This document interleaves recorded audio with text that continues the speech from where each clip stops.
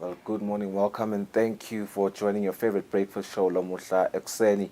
You could be watching us from any of the four regions of the country or from any country in the continent. Noma ke noma ngabe ukuphi lapha emhlabeni njengoba phela sitholakala nakhona ka-YouTube noma ke khona Eswatini TV titeshini tabo mabonakude.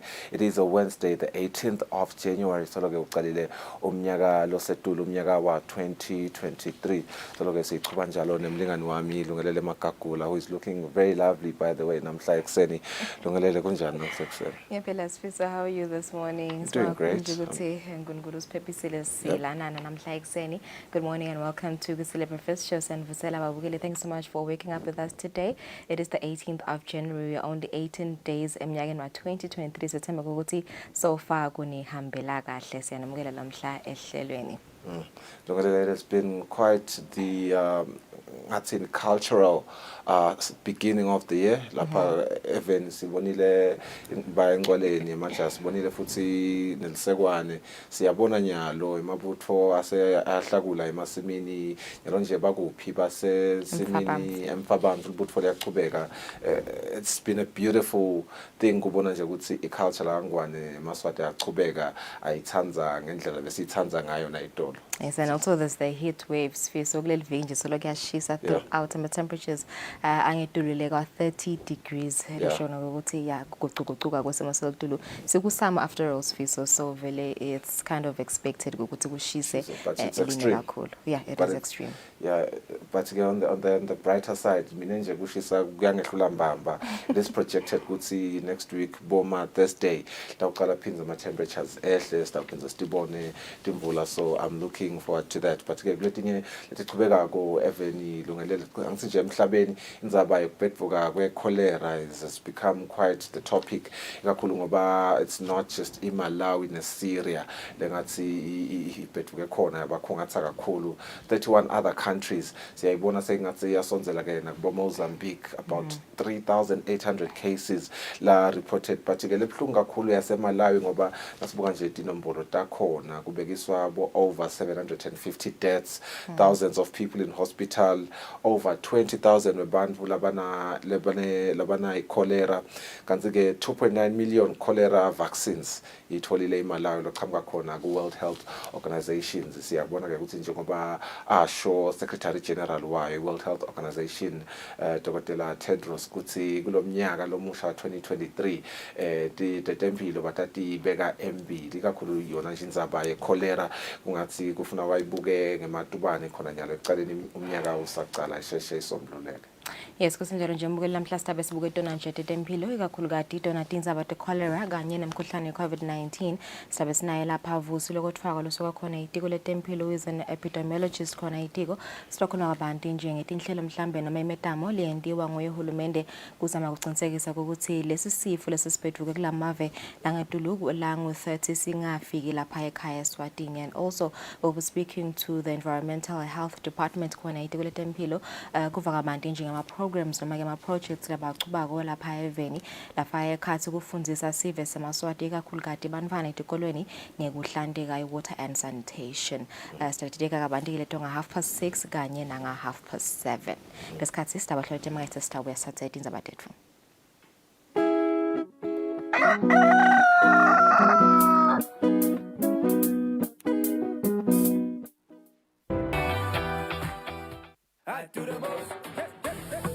Watch local TV on the go with the Eswatini TV app for only 20 emalangeni. Come on.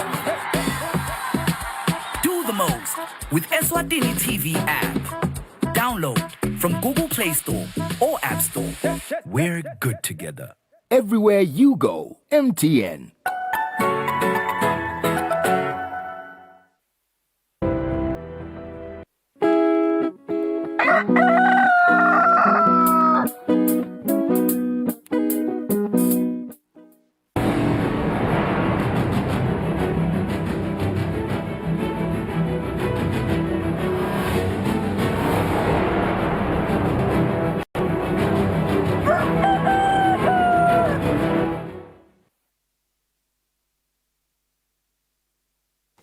Welcome back. Sitawubuka tindzaba tetfu lomhla ehlelweni. Kuchubeke kahle kuhlakulwa kwensimu yebukhosi imfa abantu. Libutfo liyachubeka nokukhomba ukuthi bophelela kwalo lokungenamkhawulo kulomsebenzi wemakhosi.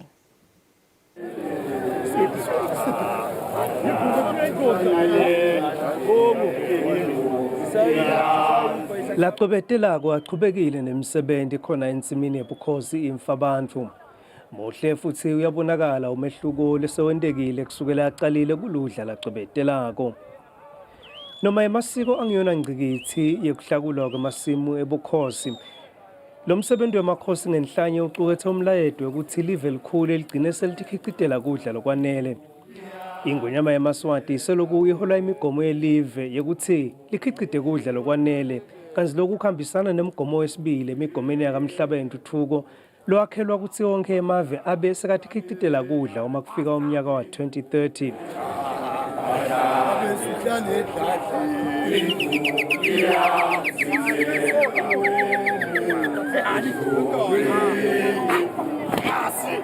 Emhlanganweni we-World Food Summit lobendiwe inhlangano yakamhlaba i-Food and Agriculture Organization eRome e-Italy ngeminyaka wa 2002. Silo semhlaba saphefumulela umhlaba sathi yonke imidamo yemave lehlose kuwathuthukisa ingeke yaphumelela uma kusenesive leseswele kudla. Nembiko lokhishwe libhange lemhlaba uveta ukuthi umkhicido wekudla kumave lasathuthuka wehlile kule minyaka lemibili lendlulile ngenxa yetizatfu letfaka ekhatsi umkhuhlane i-COVID-19, kuguquguquka kwesimo selitulu nekukhula kwentengo yamanyolo. Libutho lichubekele esigodlweni engabezweni lefike lahlehla ingakalikhululi ingonyama yemaswati.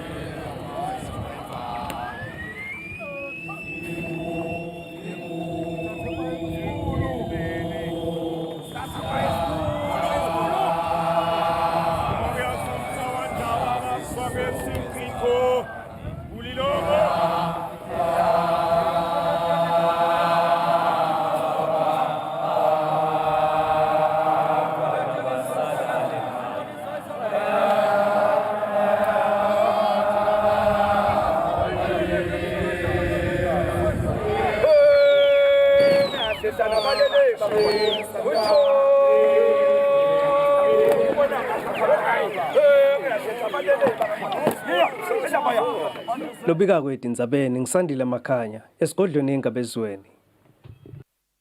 Basabambe kuba indvuna yelitiko letemcebo waphansi nemandla aJabulani Mabuza uthi kuletinye itinhlelo live lisebenta ukukhulisa siteshi sekukhicita gesi sakumaguga kude likhule linani la gesi lokhicitwe lapha eveni.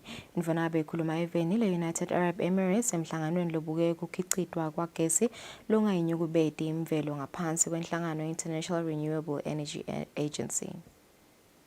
Emave emhlaba ngaphansi kwenhlangano kamhlaba lebuke tindzaba tagesi longanyukubeti imvelo i-International Renewable Energy Agency IRENA ahlangane eveni le-United Arab Emirates e-Abu Dhabi emhlanganweni welishumi nakutfatfu wekudzingisa imicondvo lekhonsako nalembandzakanye wonke letawubuka kukhicitwa kwagesi longanyukubeti imvelo emhlabeni pheceleti renewable energy. Lapha eveni lomhlangano ungenelwe ngilosabambe kuba indvuna yelitiko letemcebo waphansi nemandla Jabulani Mabuza ahambana letinye tinhlangosi letitsintekako ekhicitweni kwagesi lapha eveni. Indvuna-ke yetfule inkulumo yayo kulomhlangano lapho ivete khona kutsi live laseswatini nalo litibophelele kutfutfukisa tinhlelo tekukhicita gesi longayinyukubeti imvelo kunciphisa tintfutfu letilimata ludvadvasi lelivikele sibhakabhaka ngekuhambisana nemagola kamhlaba entuthuko lekhonsako emnyaka wa 2030. Indvuna isetinhlelweni tekukhicita gesi lokhonsako eveni longayinyukubeti imvelo Ukhona umgomo wokukhicita gesi live laseSwatini lelusungule ngekubanjiswa ngiyinhlangano ka-IRENA, i-Energy Master Plan kanye ne-Independent Power Producer Policy. Indvuna yetfulile nekuthi live lisebenta tinhlelo tekukhicita gesi welanga naloyo we-biomass. Indvuna ithi kuletinye tinhlelo live lisebenta indzaba yokukhulisa siteshi sekukhicita gesi sakumaguga kute likhule lizinga lagesi lokukhicitwe lapha eveni. Kanti lo mhlangano uchamuka ngesikhathi lesifanele lapho khona live laseSwatini lisukumile libuke ukuthuthukisa kukhicitwa kagesi kunciphisa loyo lothengwa ngaphandle kwelive kanti nesivumelwano sekuthengiselana gesi selive laseSwatini live leNingizimu Afrika naso siyaphela ngeminyaka wa-2025. Etindzabeni Eswatini TV kubika Samkeliswe Khoza nginasikhumbuzo Dlamini eMbabane. Lomelele live laseRussia kuleli Alexander Surikov uthi live laseRussia litawuletha abosomabhizinisi bakulela live labatawuvula emathuba emabhizinisi. Surikov uphindze wakhuthaza eMaswati ukuthi akacatulule tinkinga tawo ngekukhulumisana kunekusebentisa ludlame. Ngusele live laseRussia kuleli Alexander Surikov uthi lela live litawuletha abosomabhizinisi labatawutshela imali kuleli ehlangothini letimayini kanye nemandla. Uphindze futhi uthi noma live laseRussia lisembini nelive lase-Ukraine kodwa ukhuthaza eMaswati ukuthi angakasebentise impi icatulula tinkinga letehlukahlukene. One of the major point of my attention is precisely to bring business people closer, bring Russian business people here in regular basis, to show them your country, to explain them the possibility to develop some projects in natural resources or in energy sector. We carefully study the possibility of your science and technology park. It's up to the population of the country to respect how to treat, to vote, not to vote, to support, not to support those rulers which the country has. We think, and we, like Russia, respect all peculiarities of the countries. Lombasathu ugcizelele ukuthi imbi lechubeka emqalisweni welive laseRussia kanye nase-Ukraine idalwe bantfu. Uthi live laseRussia liyakutsanza kutfula etindzabeni kubika Fortune Dlangamandla. Navuma inkosi inzinisa sisembabane. Inhlangano lebukele balimi kuleli Eswatini National Agricultural Union ithi noma tikhona tinsayeya ehlelweni lwahulumende lokulekelela abalimi ngelusito lwetekulima kodwa kulomnyaka wekulima balukhanze ukuthi belingcono nakucatsaniswa nesikhathi sekulima semnyaka wa-2021. Umcondzisi wetekulima Nelson Mavuso uthi kude lolu hlelo luchubeke kahle balimi abatilungiselele kusenesikhathi bangabese bathathela tintfo etulu. Liseka lemcondzisi enhlanganweni lebukele balimi kuleli Eswatini National Agricultural Union nokuphiwa Sithole uthi noma tikhona tinsayeya kuleli hlelo kodwa babalimi bayatfokota. Ngasibuka ku-2022 ibe khona loyo mehluko lapho khona sikhonile ukuthi uhulumende ashesha azivulele sibalimi ukuthi sikhone ukuthenga abomanyolo and lokunye lesikubonile improvement kuma agro dealers ukuthi tonifuna stilanza cishe incumbi yabalimi batitfola diphelele leli tinfo lethu. Okay, ama-challenges lesibe nawo ku-2022 kungaba kungeyona le price. Yebo kona siyabonga kakhulu uhulumende ukuthi usinyusela up to 65%, but lesikubonile ukuthi incumbi yabalimi bagcina bangakakhona ukuthi bakhona ukubhadala yena lo 4.9 bekasibekele yena uhulumende. Labanye sibabonile ukuthi bese bahlangabetana ukuthi baze bakhona ukuthi banele lokuthi babhadale lelo hectare.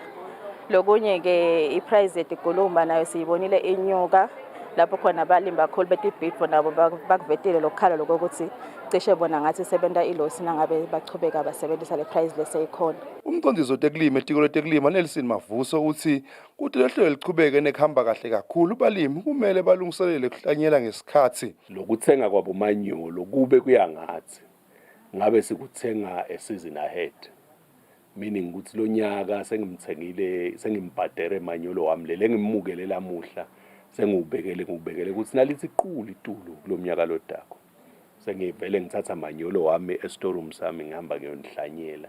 Uhulumende ke indlela labekayisebenta ngayo lenzaba bekuthi letigulumba abotithuthukisa athi nyalo ke kuvuleke lapha ahambe afuqe khona endele sinabe lithuba liyavela kulenye indzawo bese uyatihambisa uyakhona.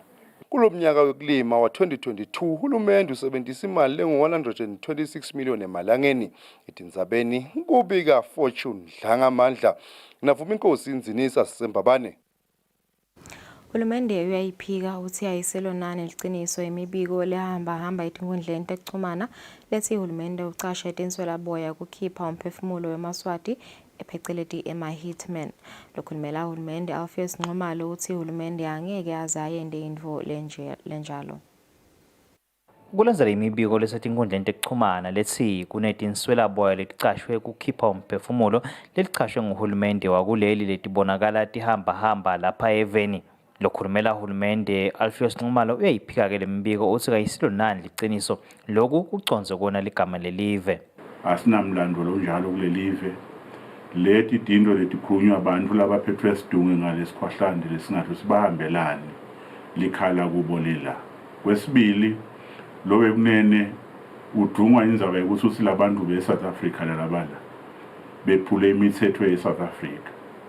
Lesingakwathi ke usingabe balivuliwe licala ngale South Africa litekwa ngibani liphenywa ngibani. Asikwati lo kubekwa ngilabantu laba nebekunene sibuka nje ukuthi solo bachubeka nato tinkulumo tabo lema negative narratives ngelive la kangwane nemaswati awonke jikelele nebaholi bawo. Ngoba nawabuka lama narratives abo uyawabona impela ukuthi futhi ayabhadalelwa.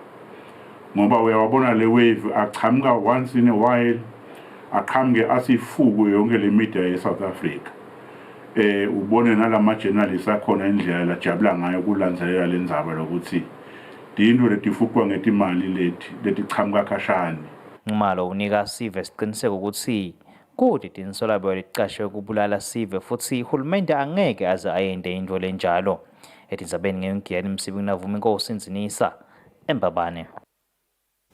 Lobuke ekuthuthukisa abosomabhizinisi balapha eveni enkampanini yahulumende lekhanga abahlanyela imali i-Eswatini Investment Promotion Authority siphe sihle enkabinza uthi lonyaka umbukiso wabosomabhizinisi evusa umnotfo expo utawucila kakhulu kubomake kanye nasekufinyeleleni eliswetweni lwetimali kwabosomabhizinisi.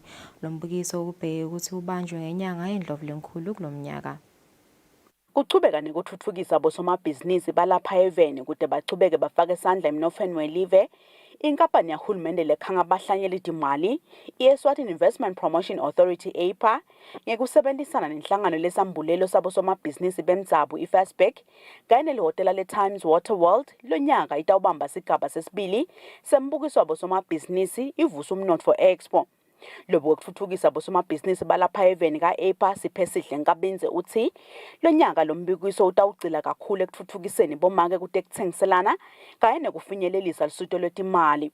Kulama sectors lawa if you're talking to women sibuka lokuthi i-participation yabomake ikhona but it's not that ayisiko in that large numbers expect ukuthi ngaba ngakhona bayangena bomake bephindze basala endleleni so sibuka lokuthi asithole bomake labatabe bakhulumisa ukuthi yini inqabekelana nabahlangana nazo endleleni babomake ku trade yini ama opportunities laba khona ukuhamba nabo babomake ku trade then ke kulelenye masibuka lokuthi ema financiers most webosoma business siba nale ukucabanga ukuthi ema incentives noma finances akhona ku-access wangilaba chamuka ngephandle balaba investor in the country whereas nanathi sima local business people sinayo lenhlanhla ukuthi kunema programs la khona bo Central Bank bo Swazi Bank la khonza ukuthi nawe ungawa accessa uLswati ukhona ukuvula ibusiness.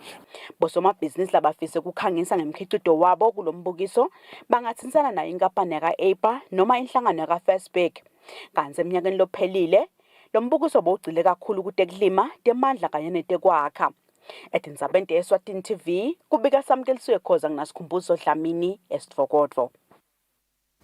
Takhamuti tasemthombe eshiselweni ngaphansi kwenkundla yakazomboze emuva ticela lusito lokwakhelwa kwekwela kwebantfwana nabaya esikolweni kulandzela ukuthi baklabhuta emandini nabaya esikolweni kudzingeke ukuthi bakhumule neticatfulo kude bewele.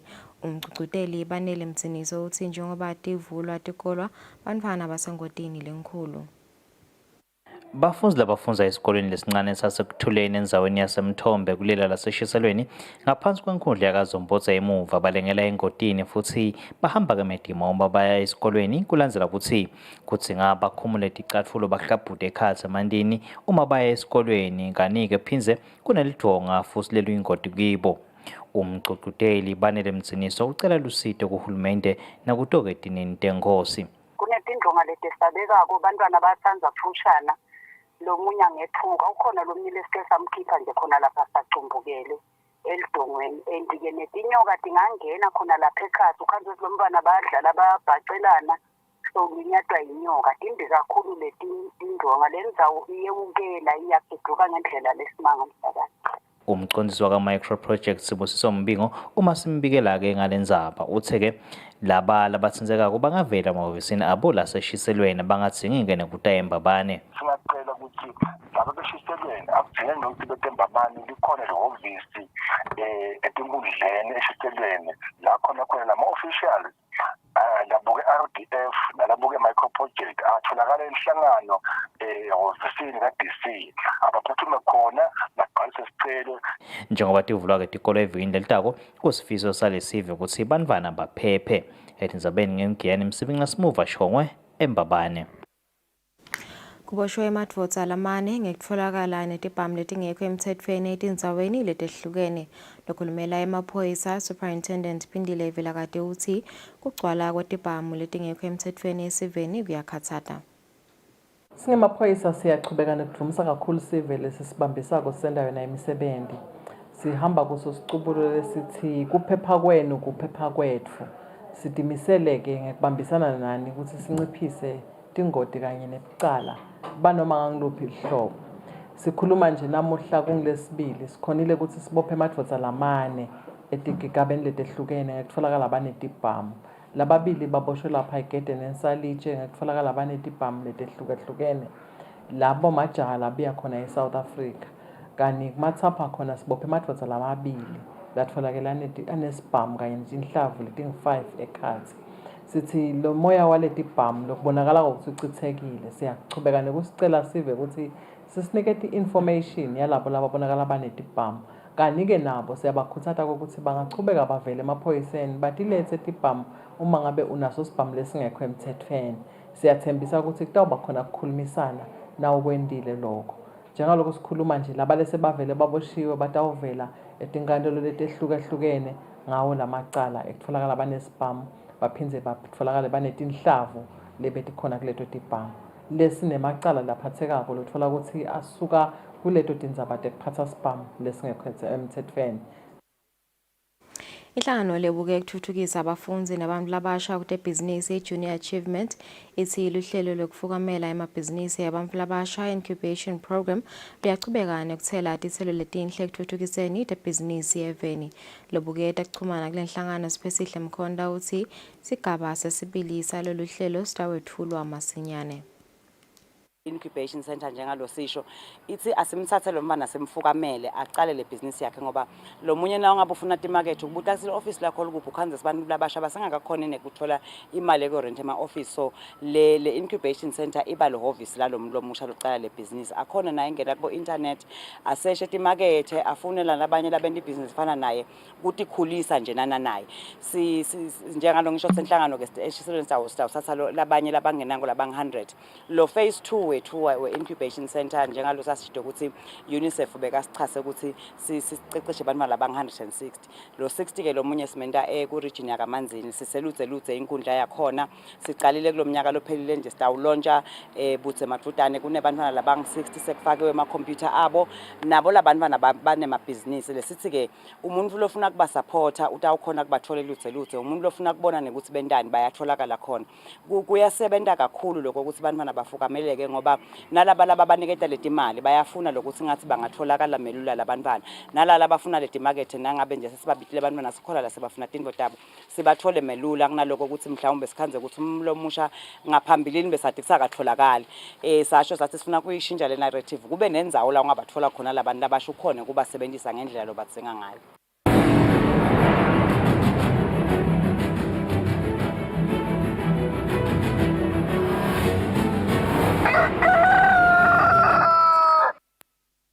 Kutemidlalo, umsebenzi wekwakha emahhovisi lamasha enhlangano lengamele kudlalisa imidlalo yama-Olympics kanye naleyo yama-Commonwealth ye-Eswatini Olympic Commonwealth Games Association kalobamba sewuselelwe ngemalanga lambalwa ukuthi ufike emaphethelweni. Nomsebenzi waqala ngenyanga yeNdlovulenkhulu eminyakeni lophelile kanti ubite imali lengu-2.3 million emalangeni. Inhlangano letimbili leku-Association of National Olympic Committees of Africa lekuyinhlangano lephethe inhlangano tetemidlalo tema-Olympics elivekatini lase-Afrika kanye nenhlangano lebuke imidlalo yama-Olympics emhlabeni ngito letisekela live lakangwane ekwakheni lamahhovisi. Lamahhovisi atawusetjentiswa tinhlangano letahlukahlukene letingaphansi kwalenhlangano. Kuphindze kube khona nemahhovisi yalabo labaphethe lenhlangano lekungumengameli walenhlangano Adam Mthethwa kanye nemphathi walenhlangano Maxwell Jele. Lamahhovisi atawuphindze abe nayo yonke imisebenzi kanye nemilandvo yetingijimi letake tamelela live emidlalweni yangephandle kuma-Olympics kanye nema-Commonwealth. Lamahhovisi kubheke ukuthi yavulwa ngalokusemthethweni mhlaka 25 enyangeni letako kanti tinhlangano letahlukahlukene emhlabeni kanye nalapha e-Afrika kubheke ukuthi tibe yingcenye yalomsebenzi wekuvulwa kwalamahhovisi. Ngaleto temidlalo sithi bamba lapho tindzaba tethu lomhla ekseni asibahlole timakethe nasibuya sabe sikhulumisana naVusile Kodwako.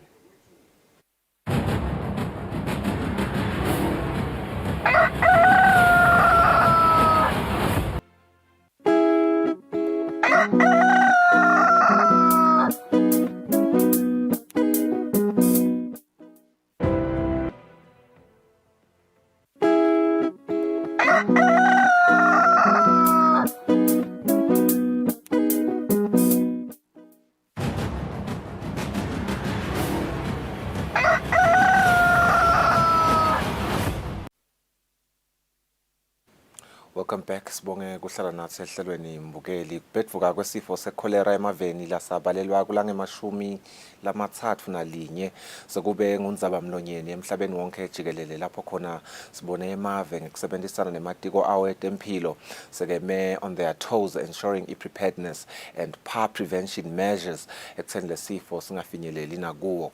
Lasemalawi live lona serekhode over 750 deaths kanti ke thousands are in hospital kanti ke bantfu lokutholakala ukuthi ba infected ngaso lesifo eMalawi bangu over 20,000 eminyakeni lophelile ngenyanga yeLweti. Inhlangano yakamhlaba enikelele laseMalawi ngema vaccine echolera langu 2.9 million kanti ke simbonile naye Director General wayo inhlangano yakamhlaba etempilo Dr. Tedros in his remarks ekwephetha umnyaka lophelile aveta ukuthi the World Health Organization is designing measures to reduce the spread of diseases globally and especially respond to kuyo indzaba ye cholera. Engabe ke live leSwatini limephi kuyo indzaba ye cholera naletinye tifo yonke imibuto lesinayo sitayithola timphendvulo kuye lobuke tifo etiko letempilo Vusile Kodwako who has joined me in studio. Nyalo Mr. Vusile Kodwako, thank you so much kusitshela namhla ekuseni. Engabe nje kusipha sitfombe siyathi ukuthi nendaba situation analysis sifo secholera njengoba sisibona sesiphaphule bantfu labaningi sime kuphi silivela kangwane. Okay, siyabonga kakhulu msakati lengakusho ukuthi vele icholera ibonakele kulamanye emave labo makhelwane bethu noko ingacali kubonakala ngisho lokho ukuthi sekusikhathi ikhona akusiko nje ukuthi vele kulamalanga kuphela sekuthi mhlawumbe kulamalanga mhlawumbe kubonakala kwenyuka lama cases nalama deaths but lengakusho ngisho lokho ukuthi in terms of classification etifo kukhona iframework lesiyisebenzisako yakamhlabuhlangene sayi-adopta simave ase-Africa lesibita ngathi integrated disease surveillance and response. So leyo framework yenda ukuthi emave abuke tifo leti circulating kuleyo ndzawo bese ayati classifier as priority conditions. We have classified cholera as priority condition in our country. Mhlawumbe ngaba ukuthi the last time we had a cholera case in Eswatini, if I'm not mistaken, it was around 2009 in the Lubombo region. So having said that, ngasho lokho ukuthi what we need to do and understand is that if sifo singekho even, it means singephandle kwelive what do we need to do as a country to ensure that we detect that disease as early as possible singefiki even. I have already mentioned ukuthi mhlambe kunema terminologies mhlambe mabili mhlambe lengafuna ukuthi siwachaze. When we talk of an epidemic, we talk of a sudden onset of tifo noma sifo thile within a locality at a specific point in time. That's when we then say no, there is an outbreak. And then kukhona leligama lelinye lelithi endemic. Lo endemic usho ukuthi lesifo nihlala ninaso nje time in and time out sihlala sikhona. If I can make an example of malaria, in Eswatini we have malaria and we know ukuthi which part of the country suffers malaria.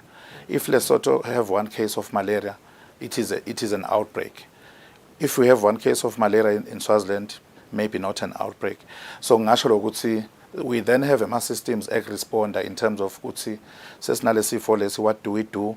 It then calls ukuthi emave assethe ema thresholds and monitor the thresholds from time to time. Yes. Ngiyabuka mangene research bathi in Europe and America large-scale investments in water and sanitation have led to elimination yayo cholera. Engabe nanibuka nje la kangwane the investments within those fields, are they enough, are they adequate ekutheni noma ngana kuseyafika nje noma lama cases abamancane we have adequate resources ekutheni siyakhona kusitakala silive? Yeah, thank you very much for lo mbuto lo Ncumalo. I think what is most important, it's actually improvement in water and sanitation. And we have seen in terms of my past assessment whereby we rated around, I think it was around 72% if I'm not mistaken in terms of water coverage. But loko mcoka kakhulu kunako konke ngakusho ngiloko ukuthi si encourage behavior change. Nangithi behavior change ngisho ukuthini, ngisho ukuthi akusuke la kulo muntu asibone lesidingo. We've had project in the past whereby we've assisted them communities in terms of sanitation facilities, in terms of water facilities, I mean potable water services. And then my community did not own this project because they were government driven or donor driven. So lokwendekile ukhanze ukuthi nayephuka leyo pump, it's a government thing, government has to come back and maintain. Wakhiwe umthoyi lapha ekhaya awusetshenziswa ubekelwe ivakashi noma ubekelwe kuchongisa betempilo ukuthi nanga umthoyi. So what we are saying is le behavior change, lo muntu akasibone lesidingo sekusebenzisa le toilet, sekuowna le toilet, seku accessa lamani lahlobile, and then once lo muntu akubona lokho, it is very easy then for government to actually meet those communities halfway in terms of coming up with this project. Now having said that, siyati lokho ukuthi when we improve particularly sanitation, well sanitation and water, we've actually prevented over 80% of diseases.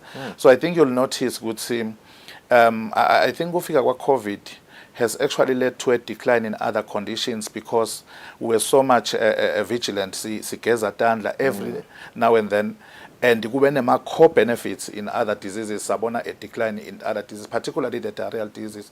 If you recall, sikhulume about rotavirus, but we did not talk about it in the COVID era because the hand washing and the hygiene practices was so much high. Usatsinza yona indzaba diarrhea, the relationship between diarrhea and cholera. I'm interested in that as a journalist, but with the benefit of having you here, and I know there are graphs losiphe wona ngidawucela ukuthi our producers asifakele interpretele wona. What's the relationship between diarrhea and cholera, and simephi vele good diarrhea lapha even? Okay, thank you so much about that. Okay, so when we talk of diarrhea, it's a syndrome. Ngathini i-symptoms ifolo sibonako ukuthi sengiphethwe diarrhea. But diarrhea ibangwa yini? That is when we go and take those samples, why it's a laboratory, and find ukuthi no, this diarrhea is caused by cholera. And we find that this diarrhea is caused by E. coli. Maning la magciwane lakhona le so analyze kwi laboratory. Now, I like your question in terms of diarrhea and cholera because you will not know at suspicion level it is a cholera case. But the fact that you are presenting yourself with diarrhea, Guma health facilities, we then take hema samples and then see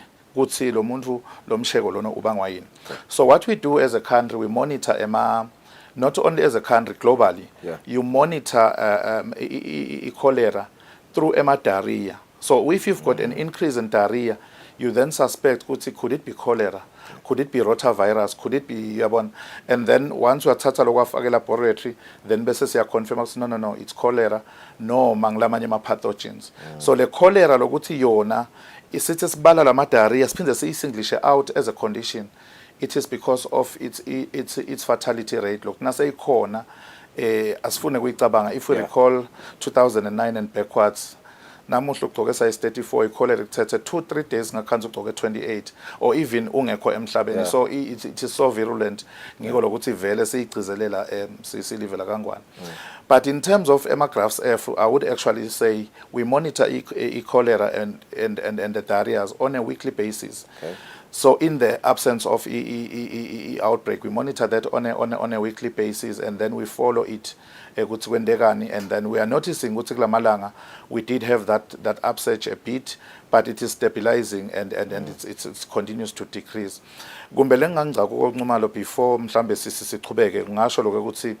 within the Ministry of Health, we have we adopted what we call an incident management system. Okay. So the incident management system actually outlines the different levels that we are in and corresponding interventions. To say, if we're in alert mode, it means we don't have the condition in country.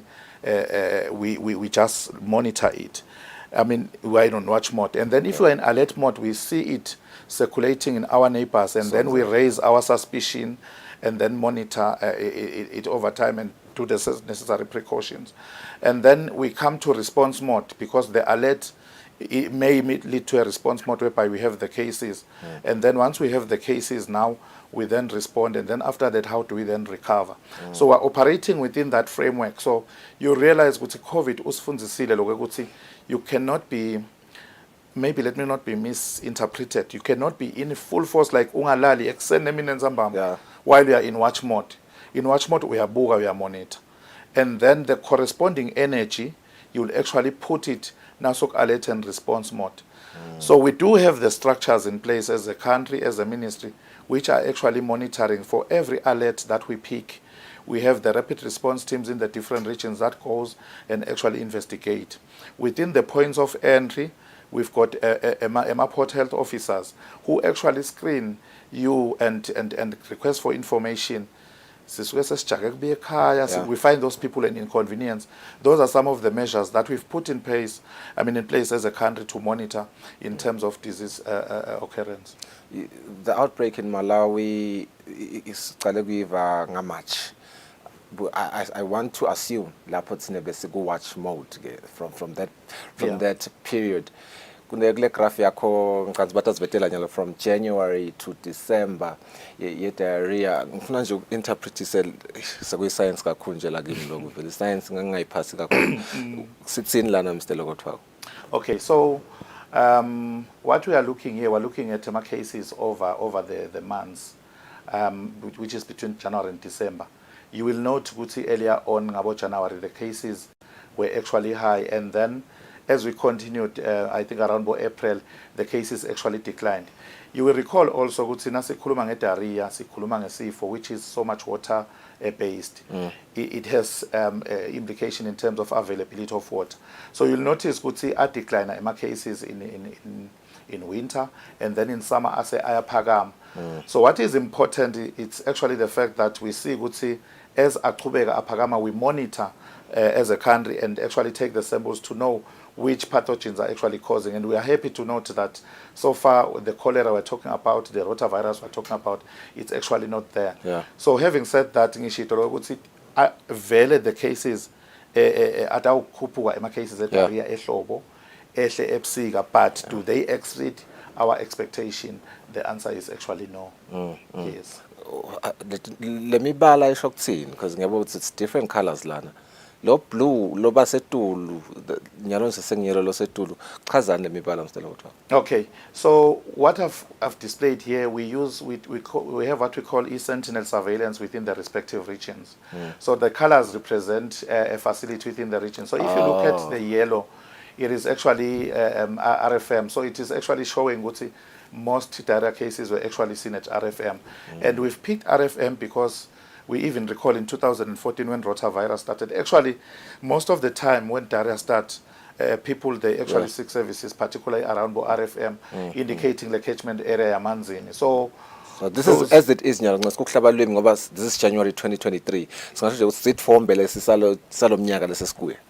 Okay, so if you look at this one, it's yes, it's October until January 2023, and we can actually see the cases are actually declining. So we continue to monitor them, and when we actually start to rise, we'll actually alert the public. Interesting. Ngabe ngiyafuna sendlule mani ku cholera and diarrhea because we also have other public health threats like corona. Is there anything you want to add in that subject noma sesingedlulela kubo COVID? I think we can pass. Ngiyasifuna sithombe se-COVID-19 because sibonile nje in South Africa baphaphulekile nathi lokusithuse kakhulu bengibona inkundleni tekuchumana bathi bantu oh no not again. The measures lasebazama kwenye South Africa to contain nakubedvuka kwe another variant of COVID-19. Engabe in Eswatini simephi lapho? Siyabonga kakhulu Ncumalo. We are closely monitoring in terms of COVID. I must say ukuthi when we de-escalated, you recall we de-escalated the surveillance, like I was actually the response, like I was talking about sasuka ku daily reporting, sahamba saya ku weekly reporting. In September we did mention, or actually the ministry did mention or prioritize ukuthi sitawufuna nilanzelele nathi fonati closely, not to say but prioritize this one and the rest. So COVID iqhubekile yaba priority condition which we are monitoring as a country, and we've actually provided updates from time and again. We're producing a weekly report. So what we're noting now, we are noting that it is actually fluctuating. Weekly report. I'm sure they do have it. Yes, it is actually fluctuating at a lower rate. If you look at that one now, you'll actually note, this one is actually talking of positivity. So what we are interested in is actually to say, in as much as we may have a low number of cases, but what has been the positivity? So you'll note that the positivity also is always fluctuating, but now it's quite high. If you look at it, around 10% or so. What we want to pass into the public is that COVID is still there. It's still a public health threat. There have been variants that have been actually seen elsewhere, which are actually driving the epidemic as we speak. But evidence, like Shito Lekona, is actually to say, busete bufakazi noma ke site evidence ukuthi it causes more severe disease than the previous strains. So what does that mean? And I think you recall, I think last week WHO guided South Africa to say, even though you've actually isolated the variant, but don't close borders. It is the same reason that the same interventions that were actually there yesterday, which we are still saying even today. People should actually wash their hands. People should wear the mask if they've got symptoms. And then we are actually talking of vaccination, which bantu are vaccinated. So if they vaccinate, they actually still safe from that now. And I like this one, which we are actually seeing now, which has been actually showing in the different waves. I think it's starting from the second wave, third wave, fourth wave, and fifth wave. And you see the line where we are, it's almost flat. So it is indicating that in as much as we have the COVID-19 cases, probably the incidence remain relatively very low. But the precautions still exist, the threat still exists, particularly given a population which has a vaccination coverage of 35.8. So we are actually saying the vaccine is there. People should go and take the vaccine. The reason I want to emphasize this, it is because the vaccine is not a treatment. So kube misconceptions lamaning around COVID-19 vaccine, and then people did not take it. But when the COVID catches you, you run to the facility. You want to actually test. You want to actually vaccinate. As if vaccinate now netimpawu. Siyakujikisa sithi uyabesa abuya lomva ngabangcono abuya athi hey kwaphose kwangibulala. So bese uyayithatha vaccine, and people are alive. The misconception that has actually been there, I think with time the vaccine is actually helpful. It is said to me kuva nje ukuthi vaccination rate iseselo kangaka, especially after siyibonile i-COVID thatha impilo letiningi kangaka. But ke sesingicabanga sesivala mselo kodwa ngiyafuna sithinze indzaba yema snake bites. I know ukuthi surveillance yeni lapho isese on, and njengoba nyalo sikulolu hlobo tindzaba tetinyoka sitibonile nabo labachama ngaleti nhlangothini tetinyoka basitshela ukuthi sicaphele sitreat kanjani. Ithini surveillance yeni ndzabeni tetinyoka uthini empini loLeswati nyalo lasekhaya? Ngiyabonga Ncumalo, ngidawucela ukufaka indzaba yetinyoka ngiphindze ngifake nendzaba ye-food poisoning. Okay. Nasikhuluma ngetindzaba yetinyoka, ama-snake bites, and snakes are on the loose for obvious reasons. It is actually hot. And if you look at our data, it's indicating that ama-snake bites incidence is increasing. Why is it increasing?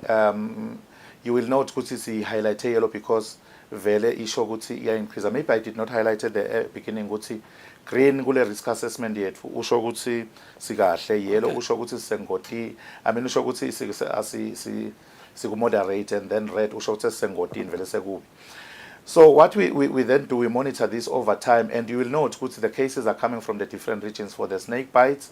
Nalo Shiselweni region, lo Shiselweni lo ngathi ufuna kubahlanze kakhulu, but we now see even the tinzawo leti lebe singathi tiyacanza setne snake bites. For obvious reasons, we sesakhetha intsabeni la kuhlala khona tinyoka. Sethi tawuhlalaphi. So setibite ukuthi tisuke la tihlala khona timove relocate to elsewhere. So nathi relocate tidibana nathi la ndleleni, and then bese tiyasiluma. The snake bites, the snakes experts bayasho ukuthi inyoka ayisukelani uyinyathela wena ithinze ngesphosiso bese iyakwata iyakuluma. I also want to talk about issue about okay, we do have the anti-venom foundations which work closely with it in terms of snake bites. I also want to talk about issue food poisoning. It is a common problem nowadays. We have got a system whereby if it is happening in a facility, just report. Just when I was outside, I just received a notification, a suspected food poisoning in the Lubombo region. So the teams will be going there to investigate with food poisoning. And we've seen, I don't know what is happening nowadays. People, you find banata emandi. At Natsunate Emandi, I recall one instance in the Lubombo region. I think it was on Boxing Day. What Natsunate Emandi?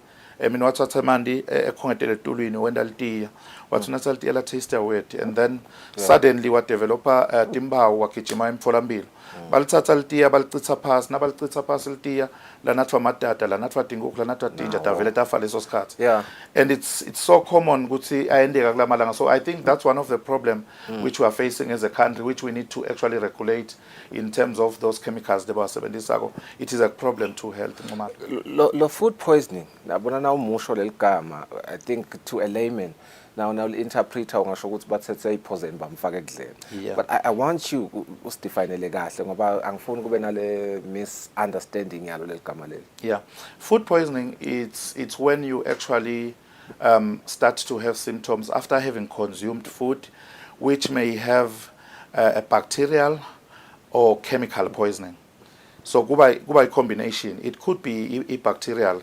Kuthi mhlawumbe there is a certain food mhlawumbe yabona na ungathinza lempumulo bese uthinza kudla kunama bacteria la ungagezi tandla. That's food poisoning. That is also food poisoning. There is the chemical part whereby you can't ukuthi bathele dietary noma chemical ekudleni, and then you eat it, it presents as food poisoning.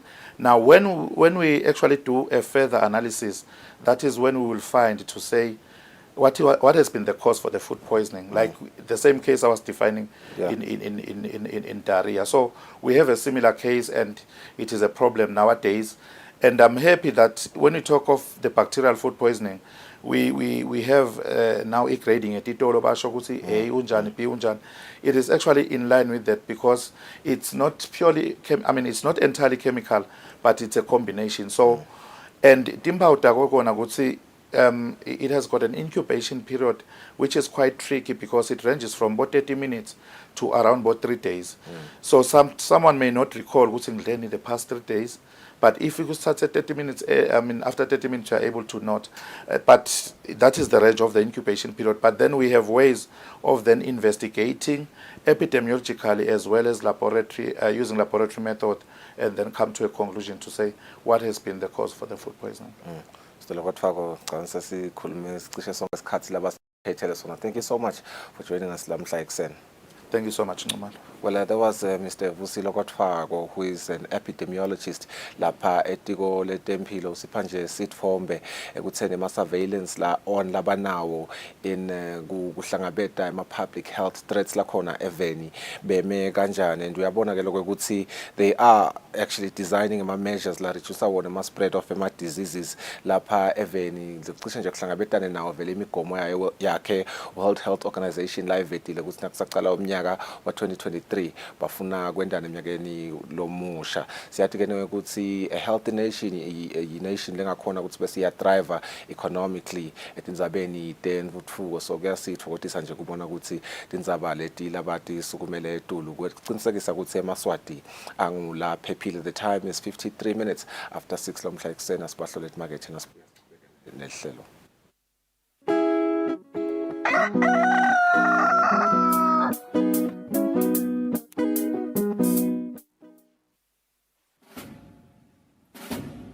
Lesi sikhathi lapho khona emaphoyisa agubha kuba khona kwawo eveni.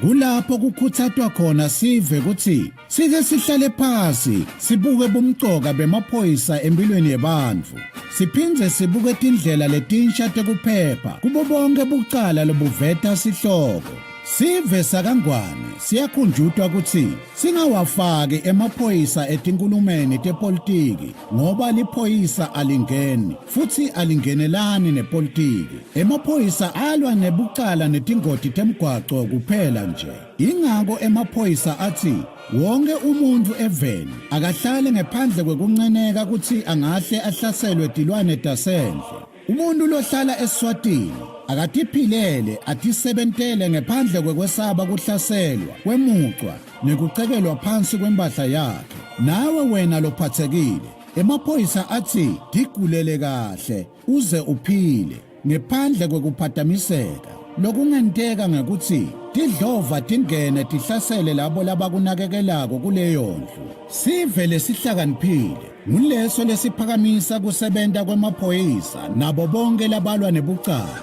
Ngale kwaloko timbungushe tiyawuwangenela emazinyane kungenamuntu ekhaya. Lo mlayeto niulethelwa ngemaphoyisa eMbube abambisene nomsakato wetithombe.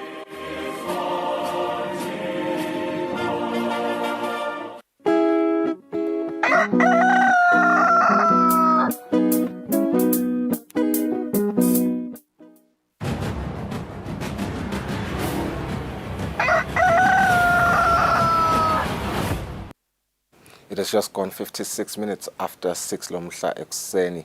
Sikhatsanya ke ngilapho khona sifike sithole khona i-traffic update leqhamuka khona kubo betemthetho. We do have Constable Ntombenhle Fakutse elicingweni nyalo lotasipha yona i-traffic update. Sikuvusele mntolo lamhla ekuseni, ngabe isimo sime kanjani emigwaqweni? Ngikuvusele emsakati, ngivusele naye umbukeli wemsakato. Imigwaqo yelive la Kangwane singumbutho weMbube nesive sesihlolile imigwaqo leminengi iyahambeka kude lokungakanani lokungamvimba umshayeli kwekuthi afike lapho aphokophele kufika khona. Madolobha ke elive ahloliwe nawo sibane temgwaqo siyasebenza ngalokufanele ngaphandle nje kwedolobha lelikhulu laseMbabane la khona tibane temgwaqo lapha eMangwaneni tingasebenzi nyalo ekuseni. Ekhathi edolobheni eMbabane titalati noma ke sitalati lesingumakhosini road lesisuka khona edolobheni siye khona eSifunzani primary naye Somhlolo road losuka khona edolobheni ubheke khona eSport lento titalati leto kuhamba kube nekuphazamiseka kwathi sephela ukuthi tisebenza temgwaqo tisawusebenta leyo migwaqo lemibili. Umgwaqo losuka khona eHekenda Sengwenya ubheke khona kaManzini lokufaka ekhathi naye eMalagwane uyahambeka nyalo ekuseni kude lokusinya bedo lokukhona. Kanti ke nona usuka kuMahlanya ubheka khona kuMathapha ungafiki nje lapha eSundowners na uqhamuka ngakhona kuMahlanya umgwaqo lapho ulimele kakhulu lokwenta ukuthi imotolo tibe nebulukhuni kuhamba kuwo lo mgwaqo ulimele ke yomibili lemivila kulukhuni kwekuthi ungakhetha ngakuphi nangabe ufuna kuhamba kumbe ngesibane lesetulu nje nasesawufika lapho asinakisise silehlise kakhulu litubane kuze kuthi siphephe. Ekhathi edolobheni kaManzini nakhona sihlolile lapha kuletibane temgwaqo lesilapha ngase Central esikolweni kujiwe lapho kulandzela kona kwekuthi buyasetshenzwa sithi nje bashayele nasebatawufika lapho abayenze isiqiniseko ukuthi basebenzisa munye umvila lovuliwe ukuze ukuthi bakhone kuphepha basenga khona lapho. Kanti-ke nawusuka khona emafutheni uya khona helehele noma-ke lapha emkhathini nje kusuka emzimpofu kuyawufika khona kumakhokondela umvila lotanga khona kamanzini uvaliwe lona loseceleni timotolo tisebenzisa umvila losekhathi kwathi sephela ukuthi lapho uyalungiswa umgwaqo sithi nje asinakeni amaswathi lamahle ngale kwaloko msakati naye umbukeli wemsakato imigwaqo yelizwe laKangwane iyahambeka ngaphandle nje kwalesi sengishito tinyabedo kungaba kusisela yena umbukeli lusuku loluhle naloluphephile basetawusebenzisa yona imigwaqo yelizwe laKangwane. Sibonga kakhulu Mntolo sikhathi sakho. Wela bekunguye Constable Ntombenhle Fakutse asipha yona i-traffic update. Dingi nje lokumcoka lengingazama ukureiterate nami ngiyo imigwaqo lathite kufuna sive sicaphele kuyo njengoba vetile ukuthi lemine ngiya imigwaqo ihakahle kakhulu kodwa nje uvetile ukuthi umgwaqo eMakhosini Road isomhlolo road kunema disturbances so bashayeli betimoto abacaphele kanti ke nemigwaqo akumahlanya ulimele bashayela ba decrease speed lapho nemigwaqo elagcina ngamanzini Central Road umgwaqo lo sase bashayeli betimoto bacaphele kanye nalapha sibahlethi market nasibuye market sathethe inzaba lechamuka ngaphandle kwakuleli.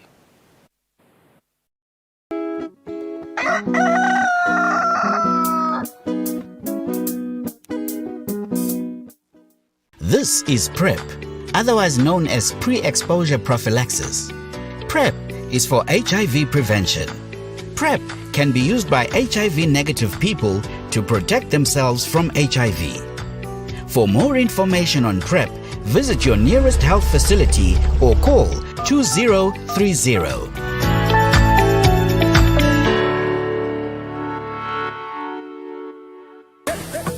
Watch local TV on the go with the Eswatini TV app for only 20 emalangeni per month. Do the most with Eswatini TV app. Download from Google Play Store or App Store. We're good together. Everywhere you go, MTN.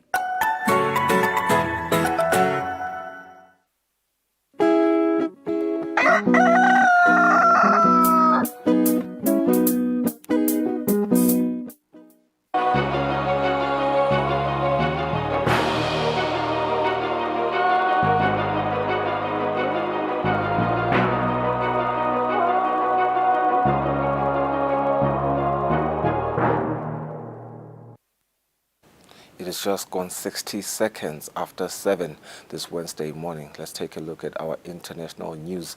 The head of the United Nations nuclear watchdog, Rafael Grossi, on a visit to Ukraine on Monday, announced that a group of experts will stay behind at power plants to work with Ukrainian hosts, while adding that the situation around the Russian-controlled Zaporizhzhia plant continues to be very, very dangerous.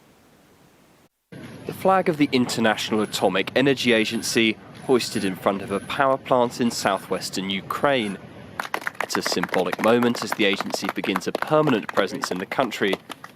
In his 6th visit since the start of the war, the organization's Director General, Rafael Grossi, struck a positive tone. We are leaving now a group of experts who are going to be staying here permanently, and it will be the same in all these other places to make sure that all these facilities that are so important for the country, and especially at this very difficult time, can continue running normally and without any problem. The team is scheduled to visit a number of nuclear plants across the country. They will leave behind permanent experts to oversee safety in the sites of Rivno, Khmelnytsky, South Ukraine and Chernobyl, which has been inactive since its meltdown in 1986. At Zaporizhzhia, the largest power station in the country, which is now under Russian control, members of the agency are already installed. You know, the key thing now is that we understand that we will return to Zaporizhzhia. It is only a question of when.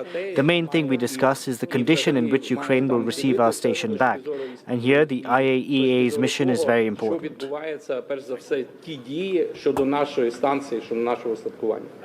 The situation remains precarious at the Zaporizhzhia plant, which before the war generated 20% of Ukraine's electricity. The safety of the site has been a major concern, with it regularly coming under shelling and fears growing of a nuclear disaster there. A key but difficult target for the agency in their visit will be in trying to establish a safe zone around the plant. Now, the alleged ringleader of a European Union cash for influence corruption scandal linked to Qatar and Morocco has decided to reveal information about the affair in exchange for a lighter sentence, Belgian prosecutors said on Tuesday. It's the corruption scandal that's shaken the European Parliament. And now the former MEP suspected of being at Qatargate's core, Pier Antonio Panzeri, has struck a deal to cooperate with the Belgian authorities. His lawyer has slammed media leaks and refused to comment. I think that in 25 years, I've rarely seen so many leaks in a case. That's one of the reasons why we decided not to comment. We think it's polluting the investigation. In return, 67-year-old Panzeri will share information about the stakeholders and the logistics behind the corruption. After police raids found over 1.5 million euros in cash, the probe is looking into a funneling scheme paid by a country to influence European Parliament decisions, and it's widely assumed to involve Qatar and Morocco. The events of the past month have led to a need to rebuild trust with the European citizens that we represent. We will respond. I promised you last month that we will come back with a proposed series of reforms. Panzeri is one of 4 suspects in pre-trial detention. The others are former Vice President and Greek MEP Eva Kaili, as well as her partner and a parliamentary aide. Qatar has vehemently denied any involvement or wrongdoing, and Morocco has condemned the attack on its reputation.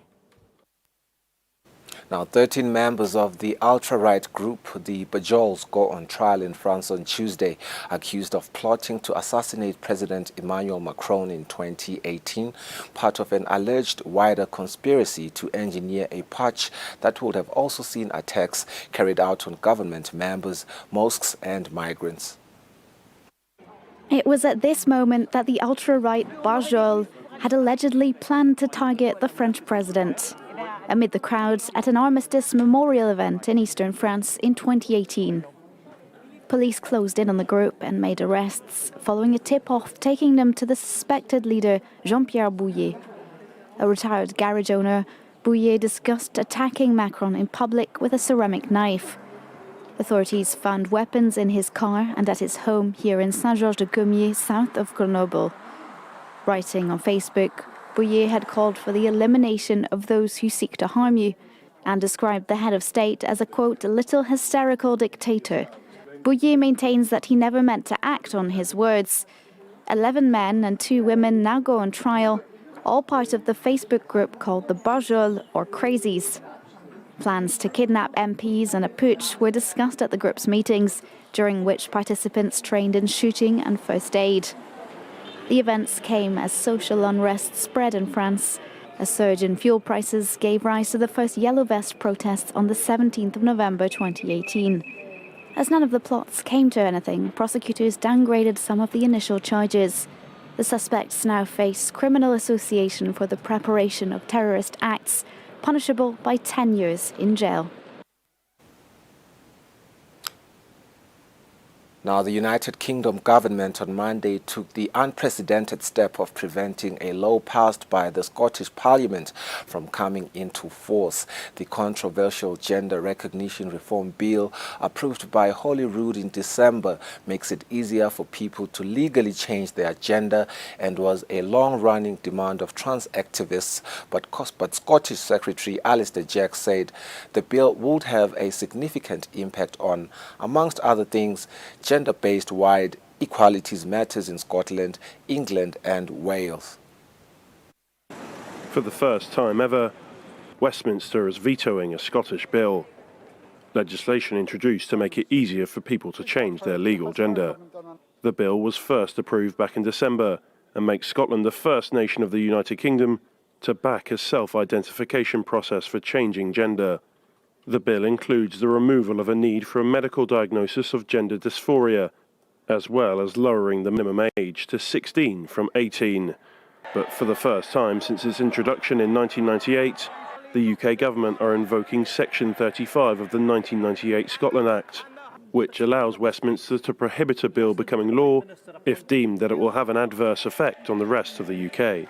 The SNP, Scotland's ruling party, have reacted furiously to the decision, leader Nicola Sturgeon accusing Westminster of using the bill as a political weapon. It will be using trans people, already one of the most vulnerable, stigmatised groups in our society, as a political weapon, and I think that will be unconscionable and indefensible and really quite disgraceful. But Prime Minister Rishi Sunak has long since downplayed the significance of the move, calling it normal procedure. And what we are doing is actually incredibly standard practice, that whenever a law is passed by the Scottish Parliament, the UK government, as is completely normal, would consider the impacts of that law. It is another blow for Scottish autonomy, as they have been continuously denied another independence vote, as well as a top UK court ruling last year that no such referendum could be held without approval by Westminster.